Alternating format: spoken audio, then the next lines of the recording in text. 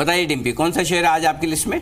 भले आज लेट हुए अनिल जी, लेकिन ये आपके मुनाफे को बिल्कुल लेट नहीं करेगा। और आप ये बात समझ लीजिए कि मुनाफा बनना यहाँ से शुरू हो जाएगा। शेयर है एमएमटीसी, एक सरकारी कंपनी है।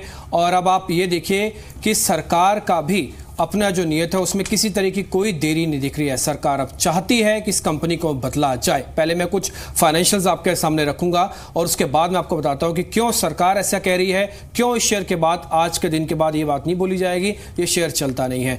पहले तो इसके जरा फाइनेंशियल्स देख लीजिए। ये तो खैर इसका पूरे 1 साल का चार्ट है, आपको पता ही कि 8% तक का इसने नेगेटिव रिटर्न दिया। पहले इसके सालाना आय पर आना चाहता हूं, ये इंपॉर्टेंट है। कंपनी एक्चुअली कमाती कितनी है, जरा जल्दी से देखिए। इस समय की आय का ट्रेंड आपके सामने है और ये ट्रेंड इतना स्ट्रांग है कि मार्केट के अंदर ये क्लियरली इंडिकेट कर रहा है कि कहीं ना कहीं मूव मिलेगा। अब इसके आते हैं इसके रेवेन्यू, इसके मुनाफे पर। इसका अगर आप सालाना मुनाफा देखेंगे तो 2 बार के नेगेटिव मुनाफा दिखाने के बाद कंपनी ने इस बार पॉजिटिव मुनाफा दिखाया, करीब 37 करोड़ रुपए के आसपास का। ये आय का ट्रेंड आपके सामने और साथ ही साथ मुनाफे का ट्रेंड, जो 2 बार के लॉस के बाद कंपनी ने एनुअल बेसिस पर इस बार प्रॉफिट का ट्रेंड दिखाया, जो कि करीब 37 करोड़ रुपए के आसपास बनता है। अब मार्जिन की बात थी, क्या मार्जिन उस मुनाफे के साथ सुधरे हैं? यस, वो भी, उसमें भी सुधार हुआ है। अगर 16, 17, 18 के तीनों के मार्जिन रखूं तो पहले 2 साल क्योंकि लॉस मेकिंग थी तो इसलिए मार्जिन भी लॉस में थे, लेकिन जैसे ही कंपनी ने सालाना आधार पर प्रॉफिट दिखाया, ये कंपनी भी मार्जिन के बेसिस पर भी प्रॉफिट में ले आई और यहां पर भी 0.13% का पॉजिटिव मार्जिन आ गया। अब हमने इसका ये तो देखा कि सालाना आधार पर टर्न अराउंड हो रहा है, क्या हर तिमाही में ऐसा कुछ दिख रहा है सर? ये देखना इंपॉर्टेंट था। Q1, Q2, Q3 और Q4 चारों के हमने नंबर्स देखे। मुनाफा जब चेक किया तो लगा कि हाँ, यहां पर जो बड़ा बदलाव दिख रहा है, क्योंकि अगर आप देखें जो घटता हुआ ट्रेंड था उसको कंपनी ने वापस रिज्यूम किया है अपने एनुअल ट्रेंड के साथ और क्वार्टरली ट्रेंड के साथ। 7 करोड़ इसके तीसरे तिमाही में था, लेकिन चौथी तिमाही आते आते ये मुनाफा ऑलमोस्ट यहां से डबल से भी ज्यादा हुआ है, 200% के आसपास का मुनाफा होता हुआ दिखा है। तो ये बड़ा इंपॉर्टेंट था जो हमको नोटिस दिखा। और पिछले 3 तिमाहियों में अगर आप इसका देखेंगे मुनाफा, तो इसने इस बार लीड कर दिया और अपने Q1 की जगह पर आके पहुंच गया है। ये तो इसके कुछ फाइनेंशियल्स थे, मार्जिन में सालाना बेसिस पर आधार, इसके आय के आधार, इसके मार्जिन सुधार। अब इसका हमने कारोबार भी चेक किया कि एक्चुअली एमएमटीसी का टोटल बेस कहां से है। तो आपको दिखेगा इसका जो महंगे खनिज हैं, जिसको हम प्रीशियस मेटल बोलते हैं, उसका 61% का एक्सपोर्ट इंपोर्ट यही कंपनी करती है। फर्टिलाइजर और खनिज के अंदर भी करीब 11 से 8% का होल्डिंग इनके पास है। यानी कि देश में अगर कोई एक्सपोर्ट इंपोर्ट को लेकर ये जो 3 प्रोडक्ट हमने आपके सामने रखे हैं, इसमें सबसे बड़ी कंपनी यही है एमएमटीसी। तो इंपोर्ट एक्सपोर्ट करने वाली सबसे बड़ी कंपनी है एमएमटीसी, सरकारी कंपनी है। लेकिन फिर ये बताइए डिम्पी, चल क्यों नहीं रही? 11 हज़ार 12 हज़ार करोड़ सेल्स तो बड़ी बड़ी दिखते हैं एक्सपोर्ट इंपोर्ट का है, तो इसके पीछे क्या ट्रिगर क्या चाहिए जिससे ये शेयर चल जाए?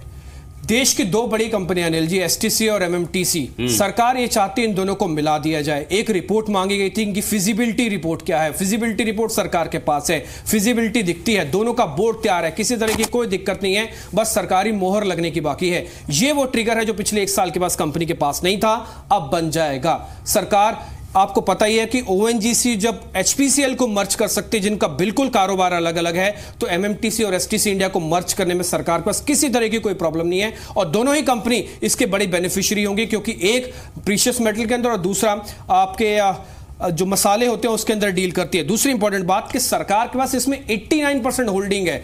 31 अगस्त से पहले गवर्नमेंट को इसने कुछ ना कुछ हिस्सा बेचना ही है और मर्जर का कार्ड खेल के सरकार हिस्सा जरा बेचना चाहेगी, जिससे इसको सीधा सीधा बेनिफिट मिलेगा, इसको भाव अच्छे मिल जाएंगे। इसलिए 89%, कई बार होल्डिंग ज्यादा होना भी बेनिफिट होता है। इस बार इनके केस में यही बनेगा कि पहले मर्जर कराओ, बाद में होल्डिंग को सेल ऑफ करो तो हिस्सा बिक जाएगा। दूसरी बात, कंपनी का जो कैश फ्लो है वो पिछले 2 से 3 बार में आपको पॉजिटिव आता दिखा है। FY 17 में इसमें पॉजिटिवनेस आई, 18 में भी पॉजिटिवनेस है, तो कैश फ्लो कंपनी का बेहतर है, तो ये कंपनी इसका बढ़ा सकती है। दूसरा, विदेशी पूंजी कमाने वाली देश की बड़ी कंपनी है, इसलिए सरकार इसमें जल्दी से जल्दी रेगुलेशन करवाना चाहती है, क्योंकि फॉरेन एक्सचेंज गवर्नमेंट को अपने पास रखना है ताकि करेंसी को थोड़ा सा मैनेज कर लिया जाए, इसलिए देश के बड़ी कंपनियों में से एक है। दूसरी इंपॉर्टेंट बात कि ग्लोबल मार्केट में अगर आप देखें तो इसकी पोजीशनिंग बहुत अच्छी है। भारत की ये इंटरनेशनल ट्रेडिंग करने वाली देश की सबसे बड़ी कंपनी है, इसका बेनिफिट इसके पास आएगा। इसका कुल कारोबार कारोबार डॉलर टर्म्स में भी 1000 करोड़ रुपए के आसपास का बनता है। इसलिए सरकार इसको बिल्कुल नहीं छोड़ना चाहेगी कि इसका रिवैप ना किया जाए। इसलिए एसटीसी के साथ मर्जर और बाद में स्टेक होल्डिंग बेचना, ये दो ट्रिगर बहुत हैं। और अनिल जी, मैं ये यकीन के साथ कह सकता हूं इसके फाइनेंशियल डाटा देखने के बाद कि ये कंपनी जिस भाव पे मिल रही है, अगर इस सरकार ने दो काम कर दिए तो आपको ये रेट कभी नहीं मिलेगा। बस इसका मतलब ये है कि डिम्पी, ये वक्त की बात है, होता कब है, राइट? हाँ, बिल्कुल। होना है ये निश्चित है, कब होगा ये पता नहीं, सिर्फ यही देखना है। तो इसका मतलब ये है कि भाई फिर जिन लोगों के पास शेयर है उन्हें डरने घबराने की जरूरत नहीं है, तनाव में आने की जरूरत नहीं है। अगर आपके पास पड़े हैं तो होल्ड कीजिए।